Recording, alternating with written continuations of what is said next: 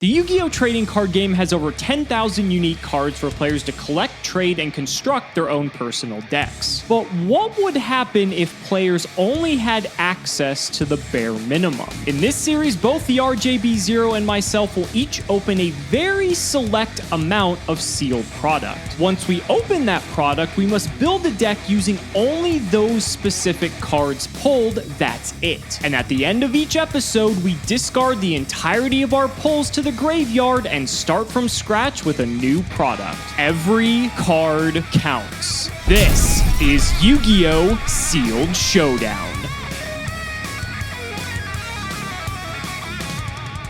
If you want 5% off any singles or sealed product, click the affiliate links in the description and use code CIMO5. And clicking the TCG Player affiliate link before you shop helps support us to provide you with more amazing content.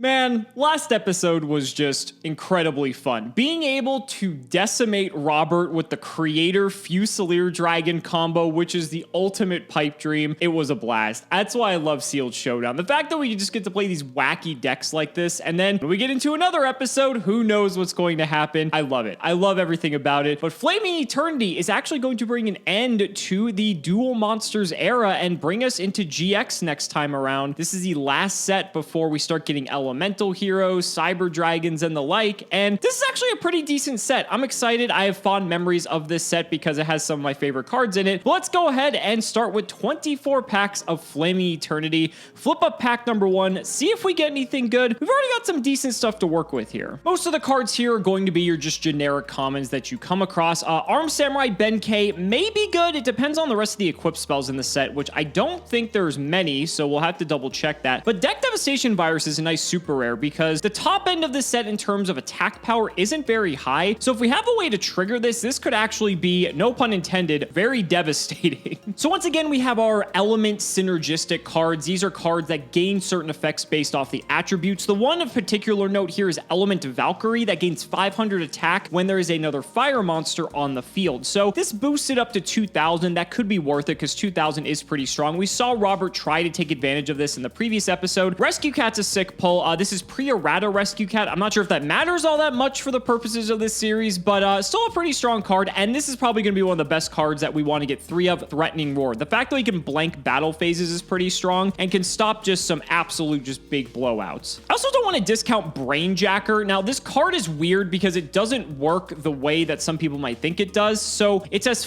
equip this card to a monster your opponent's side of the field and treat it as an equip card. Take control that your opponent gains 500 life during each of their standby phases. So it's kind of like a snatch steal on a flip effect monster. The problem is if it flips after being attacked, it actually just gets killed and doesn't actually, well, technically triggers, but it won't actually resolve properly. So you need to actually set this, protect it with something like Threatening Roar, and then flip it up to be able to steal something. So this is actually pretty good for that reason. And if Robert just gets a big threat, we could actually take it. Kangaroo Champ is an interesting card. Anything that battles it actually gets shifted to defense afterwards. So it's not really removal, but it can be if we have a way to follow it up. And then Ultimate Insect level 5, well, this card may not be that good because the other ultimate insects are in separate sets. It is a 2300 tribute, so for the purposes of Sealed Showdown, that's pretty good. Nice. There's one of the big payoffs in the set, Blade Rabbit. This card's pretty sick. I believe it has sort of like a Dream Clown-like effect. If it's changed from attack to defense position, destroy a monster on your opponent's side of the field. So that's removal, and the fact that we have Threatening Roar means that we can protect it and almost guarantee that it's going to kill something. It has Beast Synergy as well, so that could come up with some of the other cards we have in the set. I'd really like to see a playset of this because I think this is definitely one of the better cards. We also have stuff like the Hex Sealed Fusions, but I think there's only a couple fusions in the set, and I don't think they're actually playable in the series, but we'll have to see. Spell Absorption's nice. This actually just gives us life points, but we need spells to actually combo with it. Space Bombo is also a 1700 vanilla, and that may be like one of the highest attack point normal summonable monsters in the set, but you know, we gotta play it. Majigide Panda is an interesting card. Each time a beast monster on the field is destroyed, this card gains 500 attack. Notice how it says on the field. It doesn't say your field, so that means from anywhere. And the thing is, there are a lot of beasts in this set, and so there could be ways that we could actually just get a Majigide Panda up to a pretty reasonable attack line. I think there's some hoops we have to jump through, but there are some other beast synergistic cards in the set that could make it worth it. Also, a Swords of Concealing Light's a nice pickup. It's not removal, but it can stall out for us to actually get to a card we're looking for. Yeah, it turns out that attacking into a very obvious counter that you should know exists in the game because you have it in your own back row is not exactly what we call pro player strats.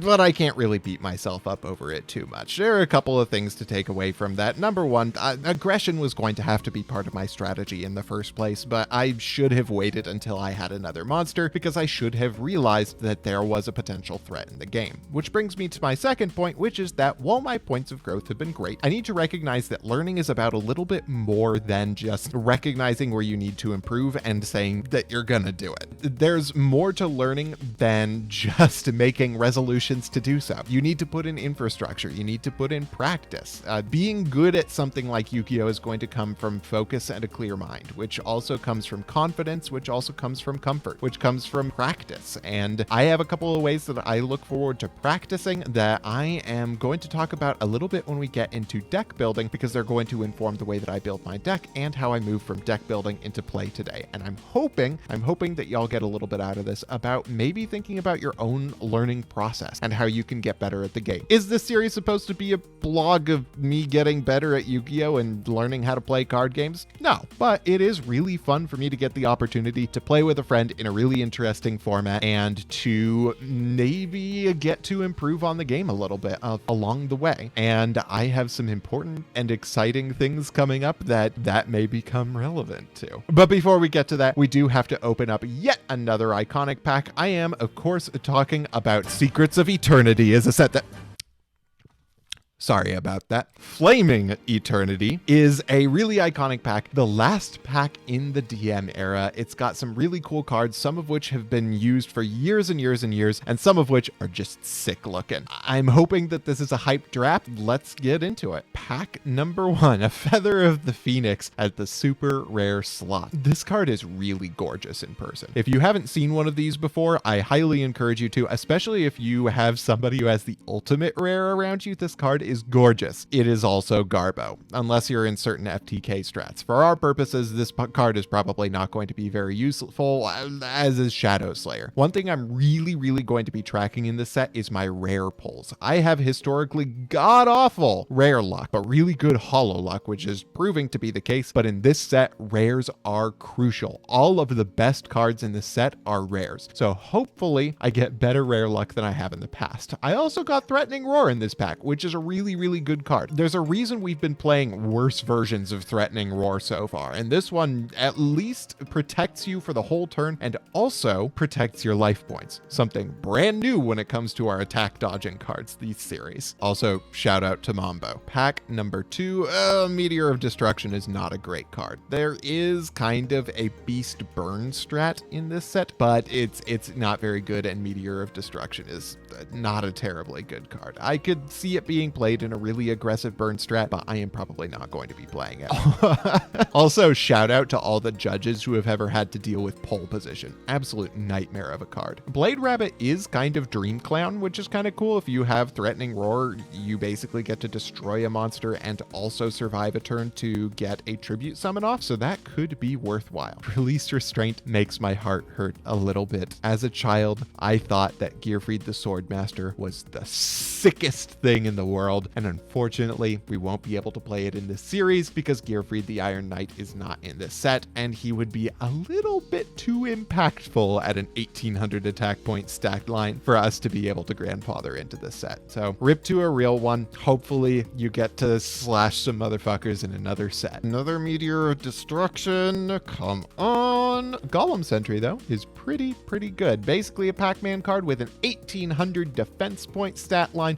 which is way better than Pac-Man cards came before. Overall, solid card. Ultimate Insect level 5 is alright. It's a 1 tribute 2300, which is bigger than most of the other 1 tributes we're going to have access to. Another Threatening Roar, won't complain about that. Next pack, Brainjacker is a really interesting card. It's basically Snatch Steal if it can survive a turn. With Threatening Roar in the game, this card may actually be worth playing. Hyena is also a pretty cool card. Ooh, Ultimate Rare Spell Absorption. Another gorgeous Ultimate Rare. Another terrible rare card. Same with Shadow Slayer. Oh boy, the common and rare luck continues to hold up for me throughout this series. Yu-Gi-Oh! Pro deck We need to talk. We need to talk about my common and rare luck. We're only 6 packs in though, so gotta keep up that optimism. Positive thinking, only way to go in this series. Assault on GHQ is not very good, but Behemoth, the king of all animals, is interesting. This guy is beefy, and he's also very low commitment because you can add the monsters that you use to tribute summon him to your hand, and he can be a 1 tribute if you want. So he's a very, very low investment card, which is really important in a set with something like Phoenix Wing Wind Blast in it. Another Behemoth.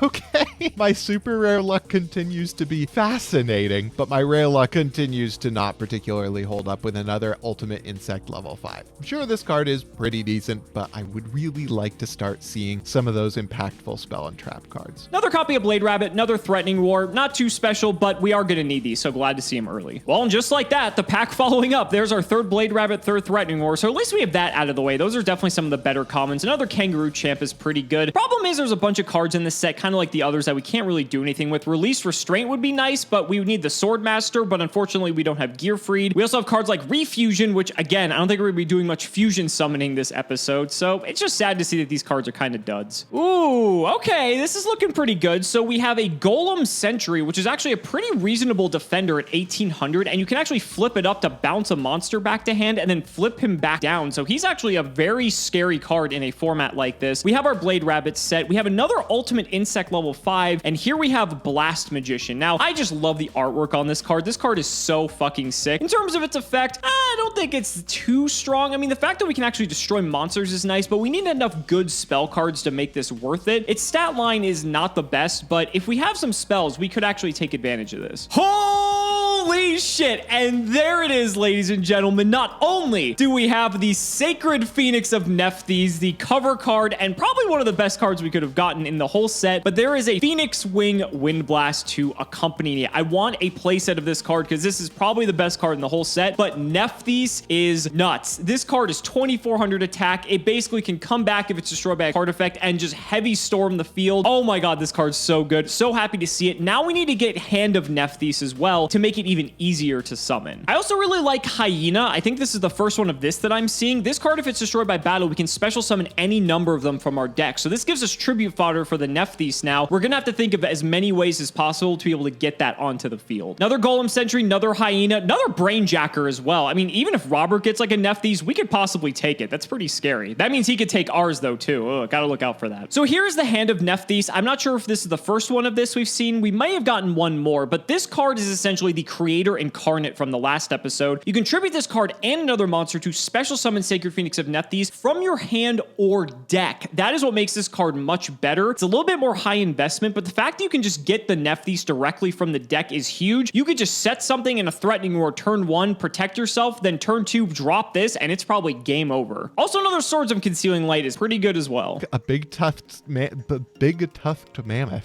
He's got 2000 attacker, and he gives your opponent Summoning Sickness, which is kind of cute. Insect Knight is a card with unmatched battle prowess that we can no longer ignore, and that's actually true in this set. He's got the best stat line of basically any monster we've got. And another Threatening Roar. Good to see. A Chiron the Mage, that's a pretty good rare. He's basically MST if you can discard a spell card from your hand, but also has 1800 attack, which is not terrible. Also, more Hyena. Aw, yeah. Forced Ceasefire is kind of just like bad cold wave. Hand of Nephes is kind of cute if we get Nephes, which we could still do. That's pretty exciting. I'm really hoping for that. All right, halfway through, my rare luck continues to be deeply awful. I've got 2 Chiron the Mage, which is pretty good to see, but I still have yet to see one of those impactful spell or trap cards. Hopefully the back half of this pack is really going to do me a solid when it comes to those. Can we start off good? A Catling Dragon. Oh, as ultra rares go, that's a little sad. We do have Dark Hexield Fusion in here, but we have neither of the other fusion materials necessary.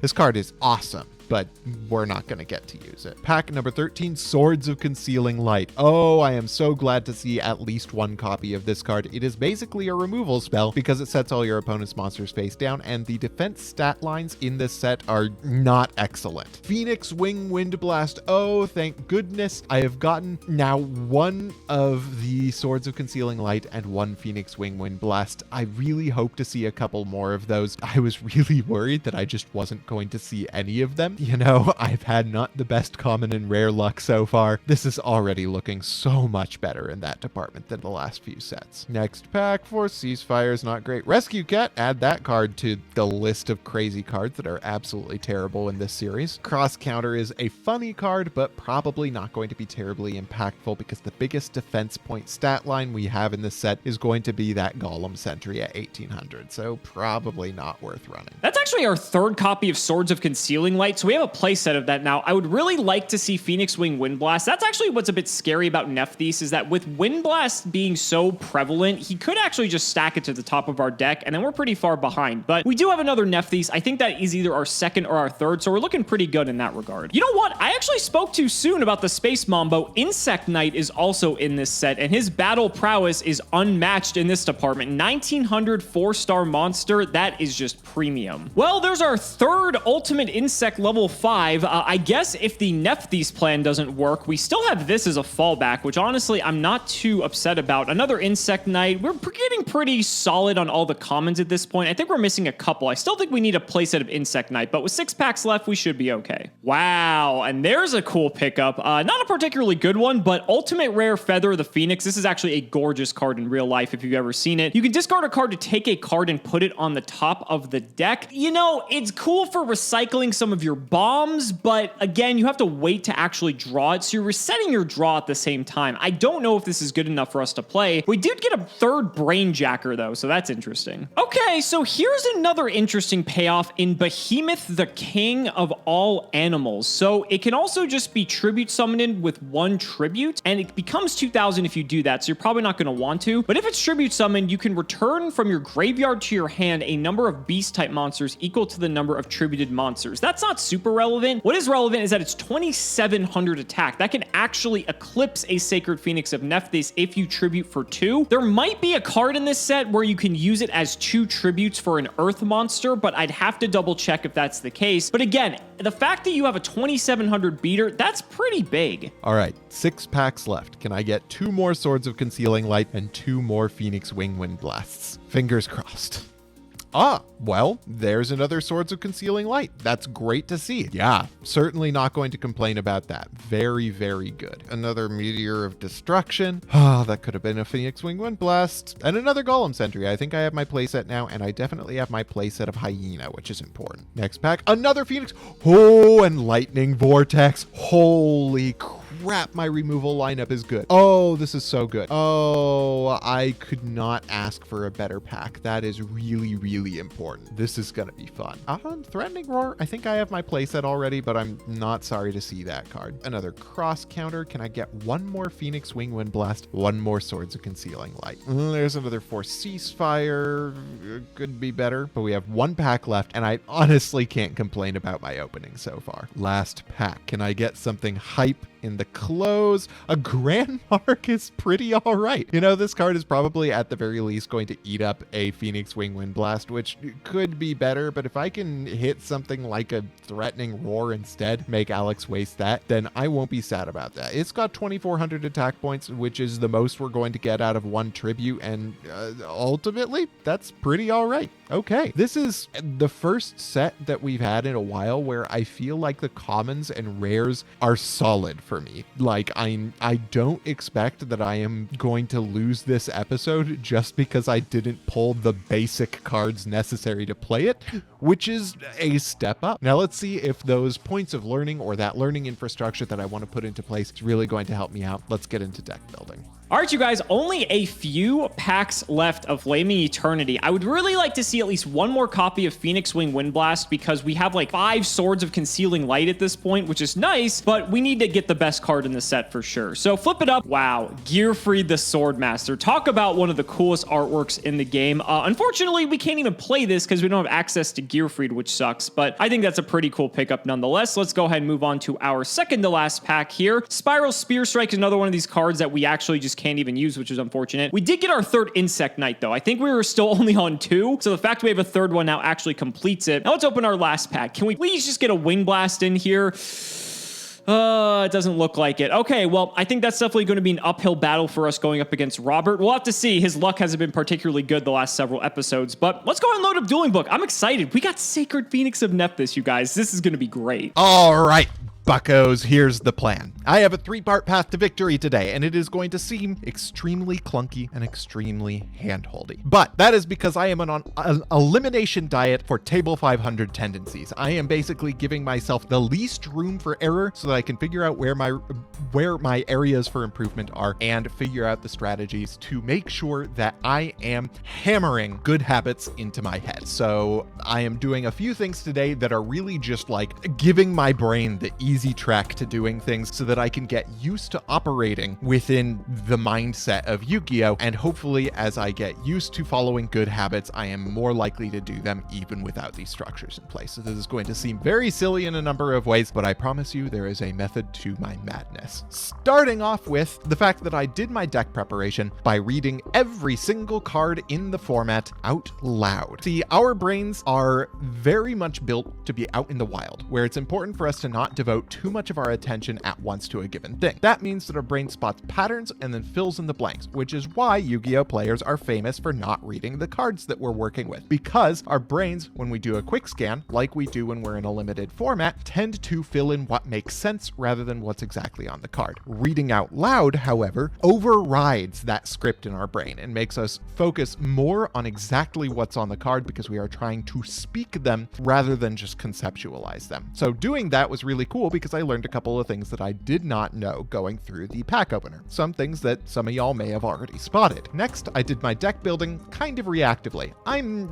a little bit at advantage in this set because it's not a complicated set. They're mostly bad cards and the order of goodness in cards is largely down to stat line. I did not pull any of the really interesting strategies, those being things like the King Dragoon Dark Hex Sealed Fusion combo, which is super sick, or Sacred Phoenix of Nephes, which means that my game plan is ultimately going to be fairly simple. Let's go over it. Starting off, I have a fairly good beast package here. Now, I said in the pack opening that beasts were overall not great, but I have one card that makes beasts kind of exciting, which is Behemoth, the King of All Animals. I love this card. I pulled it when I was a kid, and I'm very sad that it was never useful and constructed, but in this environment, it could be very good. It has 2 advantages to it. Number 1, it can be used as both a 2 tribute monster and a 1 tribute monster, which means that I can modulate what I need from it, or what I use it for what I need from it. And advantage number 2 of this card is that it adds beast monsters from the graveyard to your hand up to the number of cards used to tribute summon it. That means that this is a tribute summon that doesn't lose you advantage, which is really cool because although you can lose tempo off of something like Phoenix Wing Windblast or Swords of Concealing Light or even a Golem Sentry, you're not going to be losing card advantage, which makes this card a much lower risk than other tribute summonable monsters. That's pretty sick. Next, the rest of my beast package is triple Hyena. It basically provides the tribute summon fodder that I need for Behemoth. 1 Kangaroo Champ, which is cool because you can run it into big monsters. All the big monsters have weenie ass defense, and then you can change it to defense and attack over that monster. We have 1 Blade Rabbit because if you can protect it for a turn with something like Threatening Roar, it becomes Dream Clan, which is kind of cool. The ratios that I can tweak around with on here are all in my side deck, so if I find that one of these cards is not as good as I want it to be, I can flip through them a little bit in the sideboard for game 2. Next is the most problematic card in this set, Golem Sentry. Honestly, this card is going to make this set miserable, probably. In all likelihood, we are going to struggle really hard because there's only 1 card that gets over this card natively, and that's Insect Knight. Beyond that, this card is a tempo monster. If your opponent can protect it with something like Threatening Roar, you basically have a clear field to operate on, even if your opponent gets through something like a tribute summonable monster, and only Insect Knight can get over it, which means that all of these monsters cannot, which means it is going to stay on the field and be capable of bouncing things for a long time to come. I expect this card to be really irritating this set. Next, we have our beat sticks. 1 Grand Marg, which is cool because it can guarantee an out to Golem Sentry, which is nice. 1 Ultimate Insect because it's the next biggest beat stick that I have. 3 Insect Knight, 3 Space Mambo, which has the 2nd best stat lines among vanillas. 1 Chiron the Mage. I wish I got more of this card, but it's got 1800 attack and can potentially be MST. And then 2 Element Valkyrie and 3 Flame Ruler. I know I've been bringing in the element cards a lot and probably more than they should be, but But the nice thing here is that Flame Ruler has the next best stat line after Space Mambo. And because it has the next best stat line, there's a lot of incentive for me to run it at 3 anyway, and Element Valkyrie has effectively the same stat line, so there's really no disadvantage to my bringing in 2 of this card. And the back row in this set largely isn't remarkable, so I'm not losing anything by adding the additional monsters. Finally, we have Brainjacker, which is it's Snatch Steal on legs. My hope is that I can protect it for a turn with something like Threatening Roar, or trick Alex into running something else and then steal one of its monsters. My back row pulls were really, really good. I got 1 Lightning Vortex, 2 Swords of Concealing Light, and 2 Phoenix Wing Wind Blast. These are some of the best cards in the set, and I'm glad that I got what I got. Next, we have 3 Threatening Roar. This card is going to be crucial in this set. 2 cross counter. I underestimated this card in my opening. This card is going to be really good with Golem Sentry because nothing can get over it. So if Alex is blindly attacking, cross counter can actually make a big difference. We've got 2 Pole Position, which can protect something like a Behemoth from something like a Swords of Concealing Light or Lightning Vortex. There's a good possibility I'm going to be citing this out, but I do want to try it because those cards could pose a problem. And then finally, 3 Good Goblin Housekeeping. This card starts as a minus, then goes to a 1/1, then goes to a plus, but really, honestly, what's important is that it cycles cards. The cards in this set suck, except for a few of them. If I can get to the few that suck less faster than Alex, then it's going to all be worth it. My side deck is really about playing with ratios. I have a little bit that's kind of about counter burn, but I don't expect burn to be a really big problem. I have 1 more Ultimate Insect in case I want to tweak my Tribute Summonables, 1 more Element Valkyrie in case I think that the Flame Ruler combo is going to come up more, 2 Big March of Animals. This card is okay if Alex is playing a lot of like smallish monsters and I'm seeing my beasts a lot, it may be worthwhile. 2 Forced Ceasefire. This card is going to be really bad in 3s, but it's pretty decent in 2s, especially if Alex gets a lot of cross counters. And finally, 1 more Pole Position in case I really want to protect those big monsters. Okay, I've gotten through the real slogfest, which is the deck. Now let's get into the final part of my path to victory. This sheet. This sheet contains basically all the things that I need to think about whenever I make a move. What set monsters Alex might have, what set spell or trap cards could be a problem for me, and what Alex can do on the crackback after my turn. It also has questions that I should ask myself every time I make a move, and I am going to look at every single one of these things every time I make a move, and I am going to read every card out loud as I play it. This is going to make me look and sound exactly like your technologically illiterate grandma trying to star in a Team APS video, but sometimes making a fool of yourself is the price of learning. Now, to see if this all pays off. Let's get to dueling. Well, you guys, if there's a chance for Robert to get back in this series, this is definitely going to be his episode because we missed out on a lot of really important cards. We missed out on Grandmarg, which can outclass our Ultimate Insects. We missed out on Chiron the Mage. That was a rare 1800 attack level 4 that can like pop back row, which is crazy. We didn't get Lightning Vortex in the super rare slot. I mean, there's just so many cards that we really just didn't get access to. We also only got 1 Phoenix Wing Wind Blast, so I'm a bit worried, but who knows, maybe Robert's pulls are equally as bad as mine. I think mine were pretty okay, but we definitely have some holes in our plan. So let's do the card by card. The holes in our plan start with the fact we're playing 27 monsters because, quite frankly, we don't have much of a choice. So I've got 2 Blade Rabbit in here for removal. If we have this plus Threatening Roar or maybe like Phoenix Wing Wind Blast, this card's okay. However, if we don't have a way to protect it, it's not great, so I'm not really sure about this. We have a Blast Magician. Now, I'm only playing 3 spells, but the thing is, it's 1700 defense, so if I set it, not a lot's going to get over it, and hopefully I can just build up spell counters. Maybe Robert activates some spells. I don't know. I figure it's also a fire attribute, so that also kind of synergizes with some of the deck. It's an okay card, but it's not great. 3 copies of Brainjacker. This has this similar issue with Blade Rabbit where we have to protect it, but being able to steal one of Robert's big monsters like a Grandmarg or an Ultimate Insect or like a Silent Swordsman, something that's just big, is too tantalizing not to play this card. We're playing 3 Element Valkyrie just because we can get it to 2000 attack with any fire monster on the field, like Blast Magician, and like our next card, Flame Ruler. This card can be treated as 2 tributes for the tribute summon of a fire monster. And guess what? Sacred Phoenix of Nephes is in fact fire. For Behemoth, there is no card that acts as 2 earths. The only other one is Whirlwind Prodigy, which works for winds. So that's unfortunate, but at least this synergizes with our main big monster in Nephes. It's a bit unfortunate though, because Nephes actually ties with a Grandmarg, so that's a little bit concerning, but hopefully that's not an issue. We've got 3 Golem Sentry, just a great defender to have access to. 3 Hand of Nephes. The better part about having Nephes over Grandmarg is this can search the card directly out of the deck. So that's that's an advantage. 3 copies of a Hyena. This card's pretty great because it actually gives us more monsters on the field to tribute for our ultimate insect for our Sacred Phoenix of Nephes. And so that way, even if Robert has multiple monsters, we may still have one left over if we're behind. 2 Kangaroo Champ. This card's just kind of funny, but it is a way to put stuff in defense so we can hit over it with something else. And then the bombs, we have a Sacred Phoenix of Nephes and 3 copies of Ultimate Insect level 5. It's not Grandmarg, but it's good enough to hit over most things in the format. Then moving on to our vanillas, Insect Knight's probably the best standalone level 4 we have, unless we have Element Valkyrie that is pumped up with another fire monster on the field, and 3 Space Mambo as well. And then for the spells, 3 Swords of Concealing Light. This is like kind of removal. It can buy us time. Flipping stuff face down defense is actually pretty strong and is a way for us to hit over most things.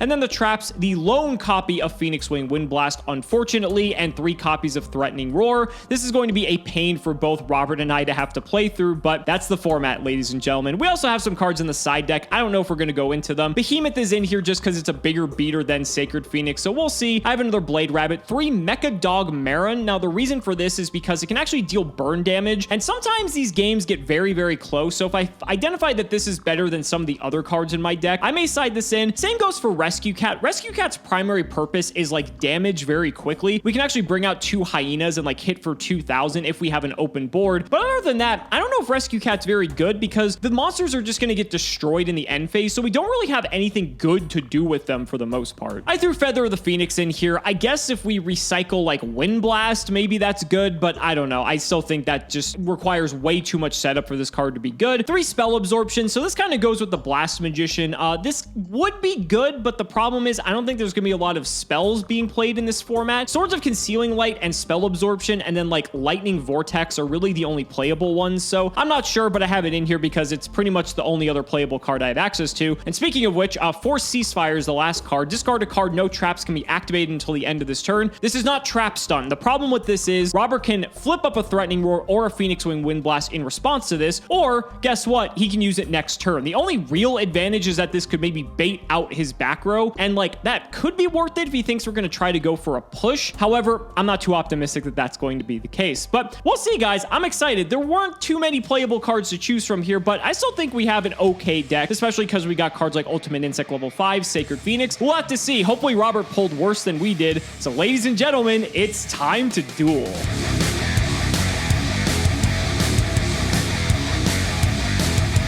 You know, buddy, I was going into this one feeling okay, and then we tried to play in the GOAT format lobby because I figured, oh, it's Flaming Eternity, and Dueling Book naturally threw me in there. And you said we can't play in there because something in your deck isn't legal under the GOAT format rulings. And one card comes to mind when you said that, so I'm not looking particularly forward to what I'm about to experience because I might get blown the fuck out.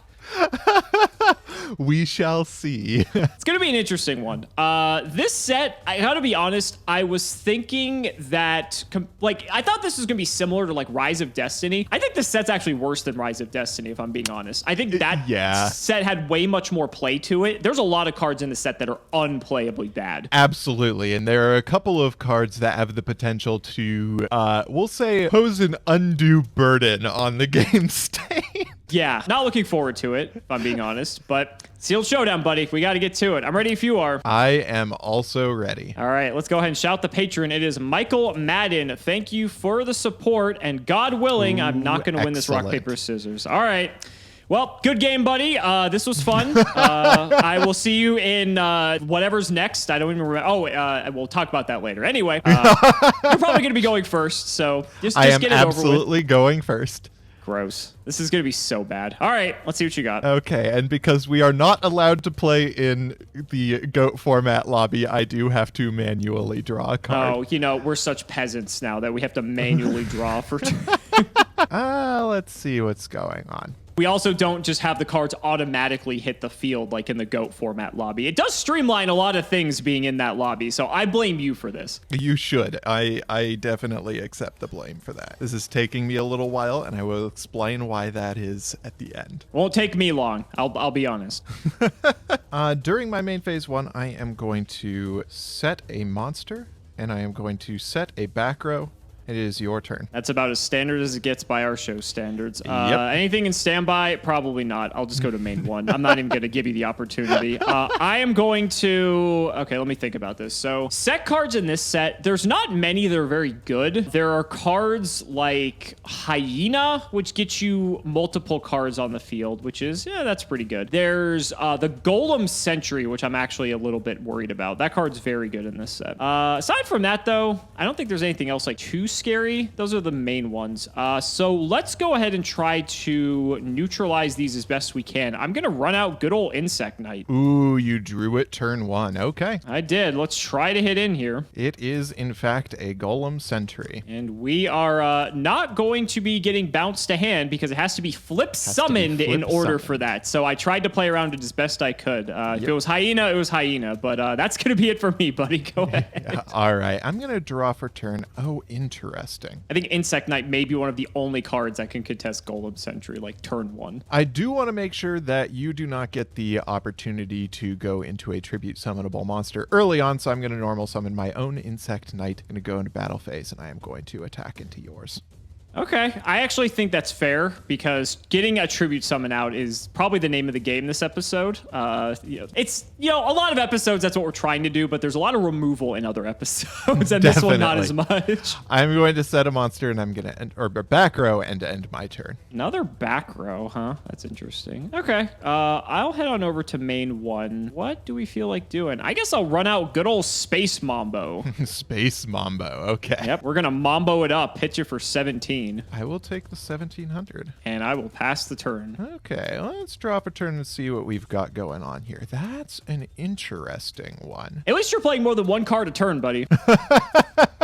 That is, you're not wrong. I'm going to, let's see what I want to do. I do think that that's a pretty good start. I am going to set a monster, and I am going to end my turn. All right, we'll draw. We'll go to main 1. Okay. Thinking what I want to do. So, same predicament as before. You could have another Golem Sentry, which would not be particularly good. Well, I guess this is probably the best time to do this, because there may not be a better opportunity. I will normal summon Hand of Nephes. Oh, boy.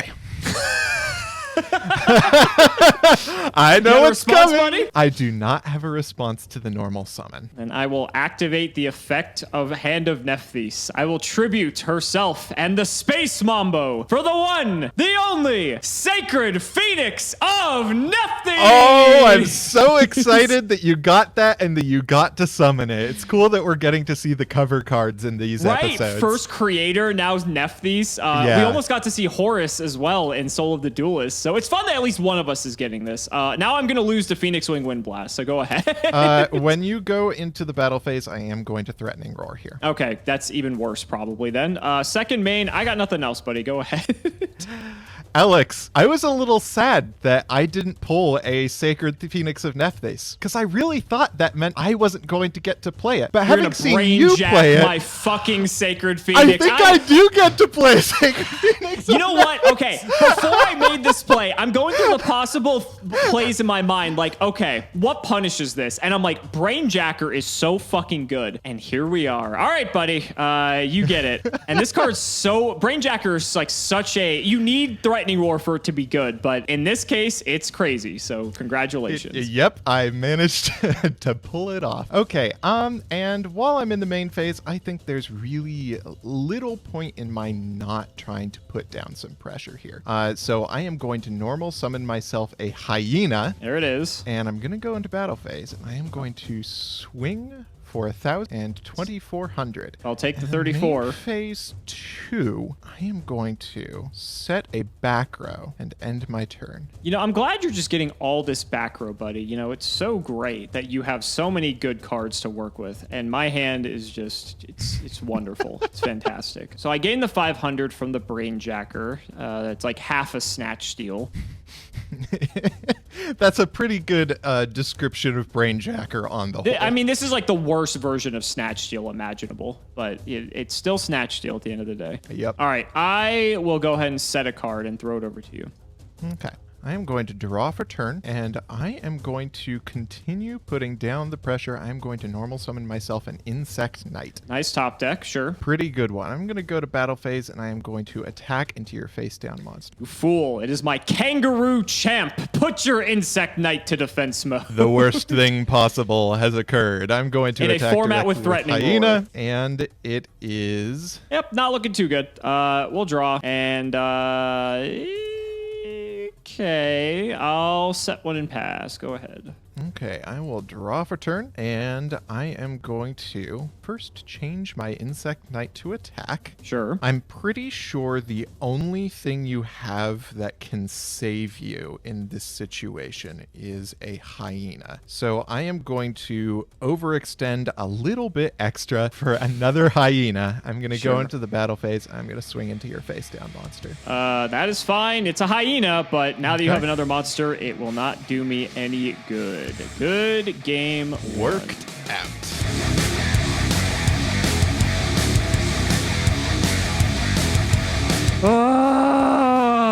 I knew that was gonna happen. I knew. I just had my gut told me that if I summon this Nephes, I am losing it on the next turn to your fucking Brainjacker. I knew it. Alex, thank you so much for privileging me with the chance to play Sacred Phoenix of Nephes this game. I was worried with Space Mambo that if it was Golem Sentry, I was just gonna get like knocked behind an advantage. So I figure like, okay, I saw one Golem Sentry, so I can get Nephes and like hit over another one. But unfortunately, just didn't work out. You know, it's play around that or play around Brainjacker, right? And Brainjacker is like a rare too, so like you had to pull it, I guess. I don't know, but we'll go first. We're not out of this, but that definitely did not go well in the slightest. Good luck, buddy. I will start by drawing for turn. I will set a card, and I will throw it over to you. Okay, I'm going to draw for turn, and there is once again a very good chance that that thing that you just set face down is a Golem Sentry. I'm going to normal summon myself an Insect Knight, and I am going to swing into it. Oh, good. You got me. Oh, glad to have that out of the way. And the main phase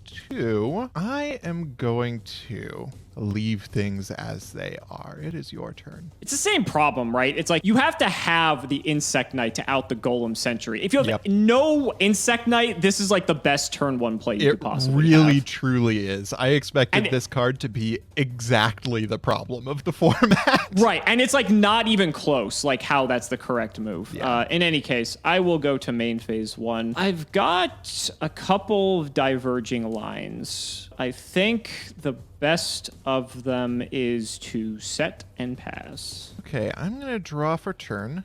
I'm going to go to main phase 1. So it could be another Golem Sentry, but I think that if you have a number of diverging lines, walling up with something you know is going to be destroyed probably isn't the one that you're going to go with. You're assuming my hand is good, buddy. That's a fair point. They could all be lines that all lead you to setting a flame ruler face down. Exactly. I said there's diverging lines. I didn't say that the end results are any different, nor did I say the end results are good. That is fair. You are not wrong about that. Okay. I think that's a pretty good move. There is a punish, but you will have had to have pulled it. And if you have that, I would rather you get that. I think that is the move. Okay, I am going to normal summon a Hyena. Sure. I am going to go into battle phase, and I'm going to swing into your face down monster with Insect Knight. It is my Hyena. I had the feeling, so I am glad that I am getting rid of that now. Yep, I'm going to bring out 2 more. If you want to trade, you have to lose yours. That is actually, true. Actually, let me think about that. Yours triggers by battle as well. It does. Maybe do I not want to do? I'm actually gonna put these in defense. Never mind. Okay, that's not a bad move. Okay. I thought they had to be attacked, but no, it's just destroyed by battle, which that would be destroyed by battle. So I am going to take this opportunity to swing into this Hyena. Sure. And in the main phase 2. Okay. So things that you could get on the crackback that could be a problem for me. You could get a Nephes, which would not be excellent for me. You could get... Nephes is honestly the most likely one because you effectively have 3 copies of it in your deck. Hand in of addition Nephes is to such the a card. original one. Such a great card. Yeah, I'm pretty excited that we're getting to actually use it. Other things that you could do here, there are a number of tribute summonable monsters that are threats. I think the move here is to, in fact, set a back row face down and let you go. All right, we'll draw. We'll go to main 1. Okay. And right on fucking time. Of course. Yeah. Off the top, buddy. Off the top. What can you do? Let's bring out the boy. Okay. We're just going to lose it to Brainjacker anyway. Let's hit Insect Knight. Okay. It is going to go to the grave, and I will take 500 points of damage. Yep. Second main, I will set a card of my own. Throw it over to you. Okay. I will draw for turn. That's a weird situation. Okay. There is a really hilarious line that I could do here right now. The question is it the correct line? What are things that you could do? So things that could be Threatening Roar, other trap cards that exist. There's Pole Position. Yes, there is. There's, let's see, you could have Big March of Animals, but like, sure. You could have a Bluff. You could have a cross counter. You could have... So I think the most problematic thing that could be for me is probably going to be Phoenix Wing Wind Blast is the number one thing that could be that would be a problem for me. Arguably the best card in the set, I would say. Yeah, that is... You're not wrong. The question is, how do I deal with Nephes? That is a good question. It is certainly not an easy one. There are ways to deal with it. Definitely. Not many, though. This is one of the sets where removal is pretty rare, I would say. And the type of removal we have access to isn't particularly good. And it is mostly non-permanent. Right. I have a really funny play, Alex, but it could also be a really, really bad play. Thinking about number of cards that we have available to us, we are effectively even on cards. Drawing into a Hyena would make my life more difficult next turn if you choose not to attack into it. It's gonna be, buddy. I'm struggling with this. Nephes is a hell of a card. Nah, I am going to try and be proactive. This could be just like the worst possible move, but I want to try for it. I'm going to take the risk. I'm going to go to battle phase. Okay. I am going to attack into Sacred Phoenix of Nephes. Okay. Okay, I will take 1400, and I will summon 2 hyenas from my deck. Go ahead. Okay. I like where this is going. So you're going to get some hyenas. You're trying to go for a double tribute here? There's my other hyena. I was like, where the hell did it go? I didn't cite it out. Okay, main phase 2. Gonna sack for like Behemoth or something? You guessed it, buddy. I am going to tribute summon Behemoth, the king of all animals, who will trigger and allow me to add both my hyenas back to my hand. They're not very good with just, I mean, it's card advantage, if anything. It is. And it gives me the advantage of getting those hyenas out of my deck. Which is going to be crucial in the coming turns. I'm going to set a back row, and I'm going to end my turn. All right, we'll draw. Got anything in standby? I do not have anything in standby. All right, we'll go to main phase 1 then. I am going to run out a good old Insect Knight. Okay, I'm not sure I like where this is going. This means that you have something that you plan to do with your turn. I'm going to activate Swords of Concealing Light. Oh, buddy, are you ready to be very unhappy about this? Oh, that's not the card I thought it was. Okay, well, there's that. I don't know what you thought it was, but... that is going to be fine. I'm deciding if I'm kicking myself for doing something with my side deck plan. Oh, that's fine. You go ahead and kick yourself away while you set your Behemoth face down. I am going to set that Behemoth face down. No, my side deck plan would not have saved me in this instance. Okay. Battle phase. Got Threatening Roar? Let's see if I'm going to have anything to work with here. Well, it's face down, so... Okay, nothing before battle phase. We'll hit. Okay, and there he goes. And 24. 2,400 to the dome. To the dome. Second main, set 1 pass. Go ahead, buddy. Draw for turn. Oh, that could have been better, but it also could have been a lot worse. Okay, I am going to main phase 1, set a monster, and I am going to end my turn. All right. We'll draw. We'll head on over to main one ourselves here, and I guess we can just get to work. I'm going to run out a Space Mambo. Okay. I will attempt to go to battle phase. And I will Threatening Roar. Okay, figured as much. That's fine. I will go to second main then. Okay. Now, here's what I have to think. You know, because Brainjacker was a disaster last time. So I'm a bit concerned, if I'm being honest. That being said, well, I'm not going to say anything here. There's something you could do about Brainjacker. I think I'm just going to pass. Go ahead. Oh, this Swords is on turn 1, by the way. I forgot to do that. It'll expire next turn. That's no big deal. Okay. And not like it was doing anything. It served its purpose killing your behemoth. So it did that. I am going to tribute my Hyena for one of my best pulls in this set, a Grand Marg the Rock Monarch. You know, I gotta be honest, this actually, I was terrified when I set this Concealing Light that you were gonna sack for a Grand Marg, because that could have just ruined everything if that were the case. But would have been nice. I'm assuming you're gonna target your set card, correct? Oh, definitely. I'm gonna target your set back row. It's funny because this is mandatory, and no, a lot of people don't realize that. So if you are the only one with a set card, you have to destroy your own card. That's why this card sucks, actually. I will chain Phoenix Wing Wind Blast. And I will admit defeat. Okay, that was all I was waiting for. That's all I was waiting for.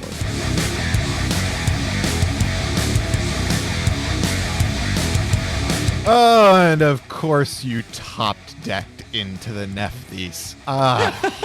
God, that's a What do you hell mean, of a buddy? It was in card. my hand. It was all part of the plan. It was all part of the. You just my had to goodness. believe in the heart of the cards, Robert. If you believe in the heart of the cards, you may actually win this one and break the loss streak that you're currently on. But well, we'll see. I have a solid deck. I'm not sure that I have the cheese strat that is Nephes, but I do believe that the cheese cards I strat. put Sir, peasant, how dare you disrespect your Lord and Savior, Sacred Phoenix of Nephes? I will make you a believer by the end of this duel.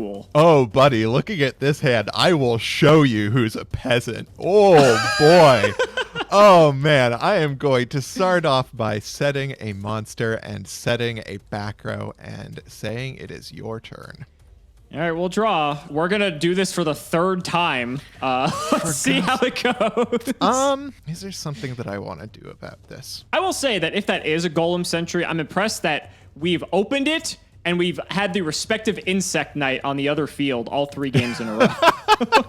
You are not wrong about that. Okay, that it's pretty funny. That's what, a 33% chance times 6 or something like that? Yeah, I'm not even going to think about the odds. I need to do some calculations about what wins me the game right now. Oh, whatever. I am, let's see. God, you had to open with a good card every game, Alex. Oh, why would I play good cards? I know. What were you thinking? You're overthinking this, buddy. You're just going to summon your Insect Knight and crash with my Insect Knight like you did in the first game. Like, that's exactly what's going to happen. Might see about that. Yeah, no, I'm going to let this go. It is indeed the Golem Sentry. There he is. You cannot ignore Insect Knight's battle prowess. I really can't, let me tell you. I am going to draw for turn. Okay, that's not nothing. Just play the Insect Knight, buddy. We know you got it. You are not wrong. I do have the Insect Knight. See, I knew it. Oh my God. Okay, so the question here is, do I attack? Because that leaves me on an open board state. You could normal summon a monster next turn, which would not be, that it wouldn't be the best for me. It won you game 1, in all fairness. That's true. Game 1, my hand looked very different from how it looks now. I am actually going to end my turn here. All right.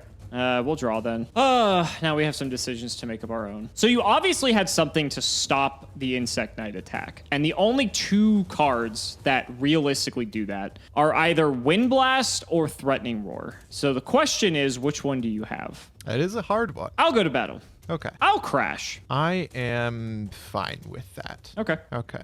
They both go. Second main, I will set 1 and throw it over. Okay, I'm going to draw for turn. Okay, what am I going to do here? So there's a very good chance that that's a Golem Sentry, but I don't think I lose out particularly by finding out. I am going to normal summon myself a Space Mambo. There he is. I'm going to go into battle phase and I'm going to swing it. It's the Sentry. Take your 100. I will take my 100. Question Is it worth it to you next turn to do the move, TM? That is the question indeed. We will go into main phase 1. Because if you do, I'm just going to have a space Mambo next turn to run over the Golem Sentry. But if you don't, you're going to have to attack into the space Mambo. I am going to do the dance, actually. Okay. I'm going to set him. Okay. I'm going to flip him up, bounce the Mambo. Sounds good. I'm going to normal summon Flame Ruler. That is fine by me. I will go to battle and hit for 23. I will take 23. And I will throw it over to you, my friend. Okay. I'm going to draw for turn. Okay. I am going to shuffle my hand because you have no idea what it is that I am about to summon right now. Could be anything. It could be anything. That's a Flame Ruler, which, it's got stats. They're not the world's best stats, but they are stats nonetheless. You don't have a back row, so there's that. Yeah, I think I just normal summon myself a Space Mambo. Sure. And I will go into battle. I will attack into Golem Sentry. I'll take 9. Sounds good. Main phase 2, I am going to set a back row, and I'm going to end my turn. We shall draw. Anything in main 1? Nothing in main 1. Come on, Alex, hit me with that lightning vortex you have in your hand. I know what you're talking about, buddy. I know what you're talking about. I am instead going to hit you with Element Valkyrie. It sounds like a plan, I guess. We'll go to battle and we'll hit over your Mambo. In response to the attack, I am going to Phoenix Wing Wind Blast. I knew you had it. Discarding Behemoth and targeting Flame Ruler. Sure, that's fine. So he goes up. Then she dies, so I take 200. Yep. Oh, actually, no. The monsters change on the field, so I actually get a chance to redeclare here. Oh, that's a good point. Which I won't. So that actually makes a big difference. But not really. I'll just pass. Okay, you I'll just get to kill it on your turn. That's all this changes. Okay, let's see. Well, I guess turnabout is fair play here. I am going to normal summon a Flame Ruler of my own, and I'm going to go into battle phase. I'm going to attack into Element Valkyrie. Okay. Oh, fuck, that's reciprocal. So you're going to take 300 here, buddy, huh? Oh, no. Someone didn't read Element Valkyrie, huh? Oh, no. How's it feel? I'll take How's it 300. feel? Alex. Thank you for boosting my Element Valkyrie, buddy. God, I had this plan because I read out all of these cards out loud before I did my deck building.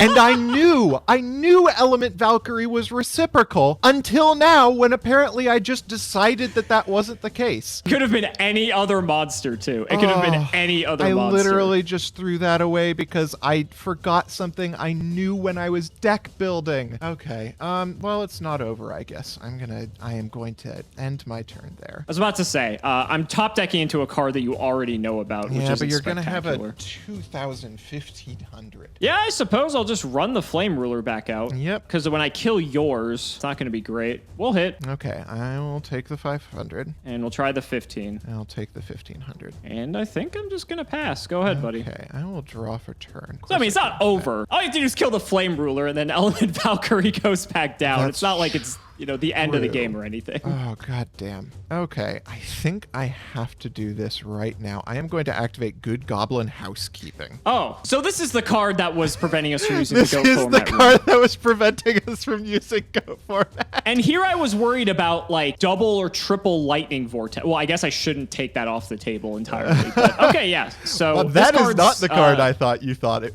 would be. Okay, so I'm going to draw. Oh, okay. And I am going to send a card to the bottom of my deck. Interesting to see that you're on this.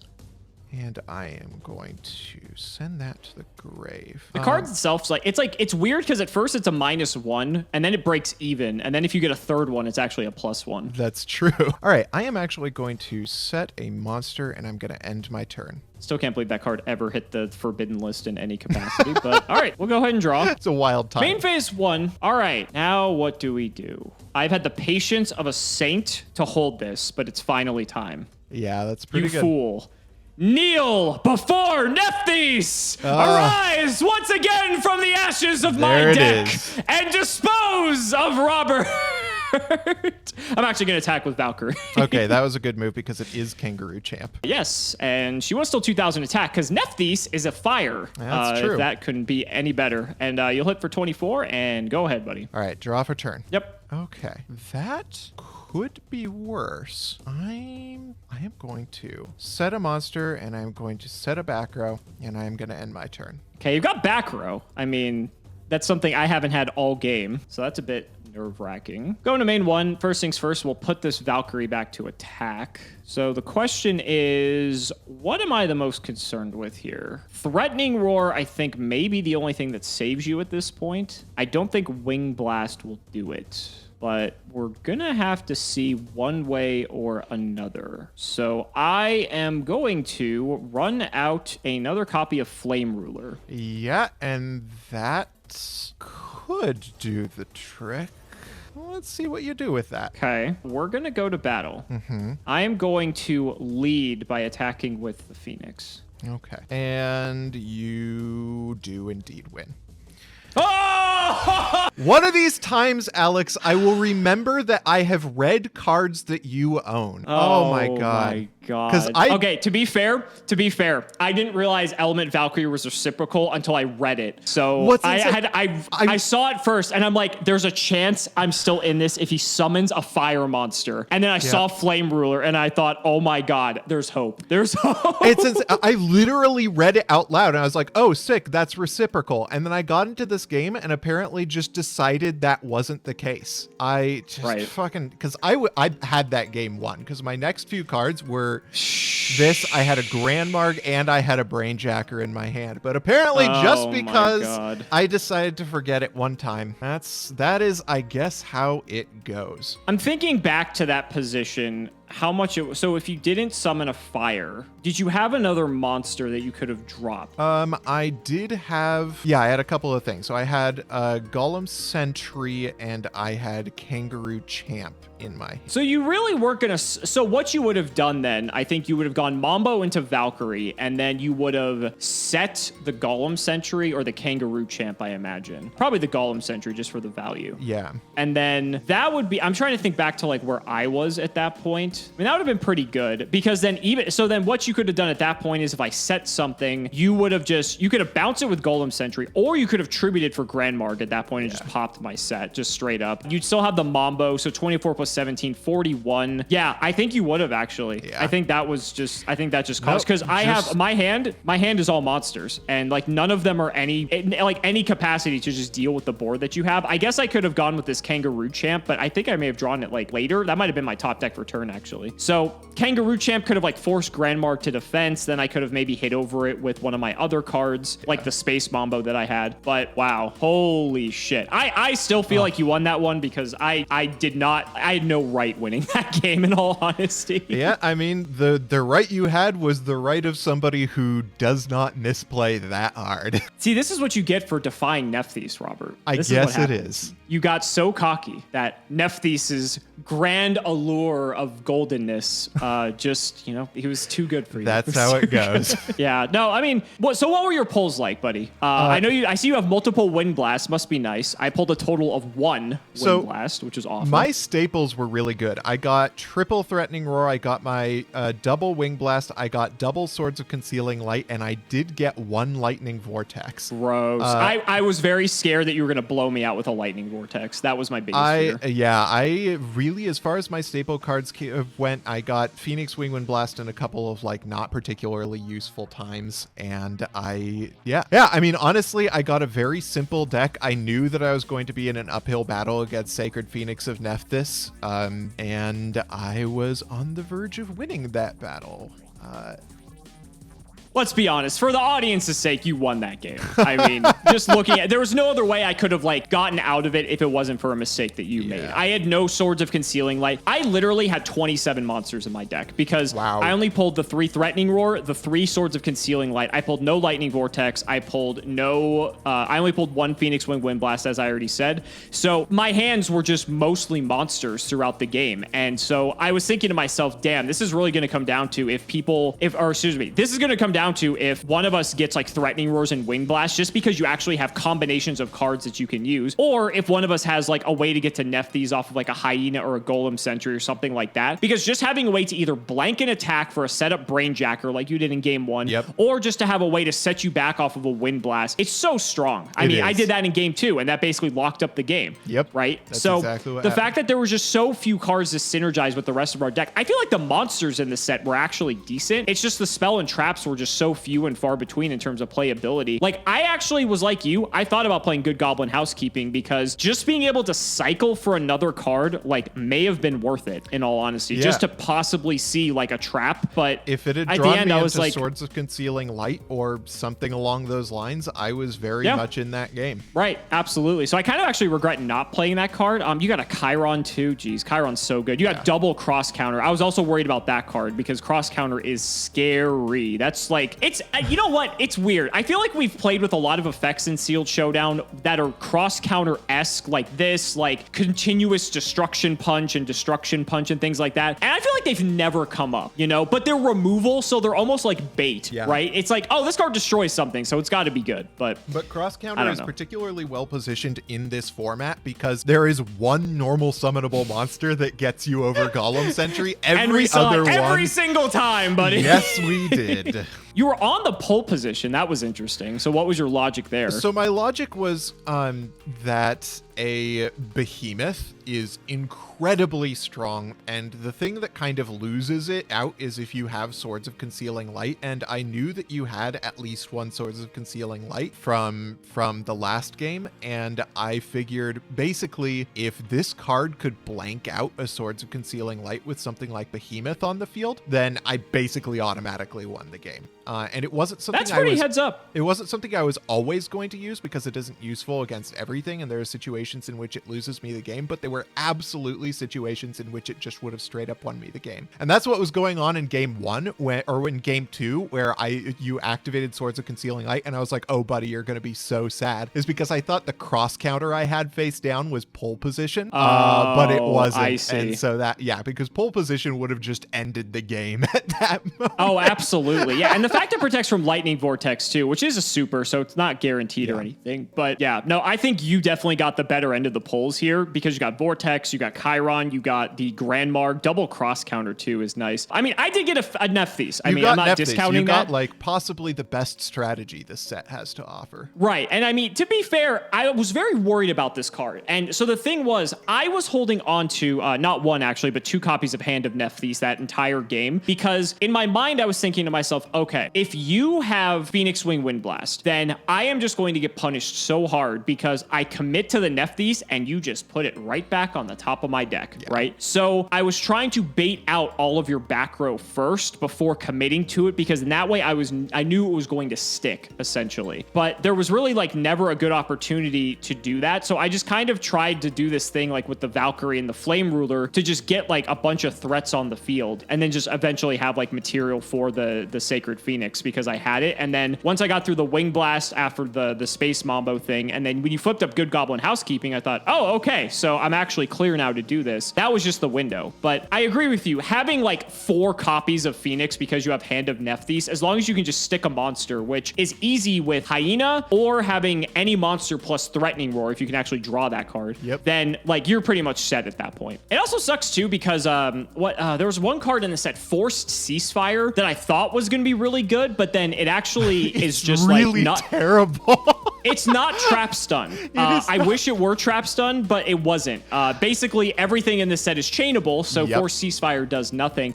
It just felt like another one of those sets where, and you know, obviously that's a common trend of the pseudo GX sets that we're going through here, where there's just a lot of cards that, you know, they're just not good. And so, yep. And that's why our decks this episode actually look fairly identical, I would say. You and I identified most of the power cards, and we were playing almost, I actually just like 35 of like the 40 cards we're playing are similar. I just have Nephes, and you have like Grandmarg and Chiron and like cross counter, basically. That's like the only difference between our decks, you know? I had a Behemoth too. Like Behemoth, so I actually sided the Behemoth. And when I realized that in my opening hand where I had like Hyenas and Golem Sentries, but I had no way to actually just like capitalize on it. I was already playing 3 Ultimate Insect level 5 just to have like a thing to get out on the field. But then I thought to myself, that game where I had the Hyenas out, I'm like, damn, if I could just bring out a Behemoth, like that would be pretty good. So I brought it in just as a way to like, you know, maybe if you stole Nephes again, I could actually out my own Nephes. Because aside from Swords of Concealing Light, play it. I don't know how. Oh, I guess I have the one Wind Blast too. But yeah, I also got Blast Magician, which is just not good in a set where like one spell card is playable. Yeah.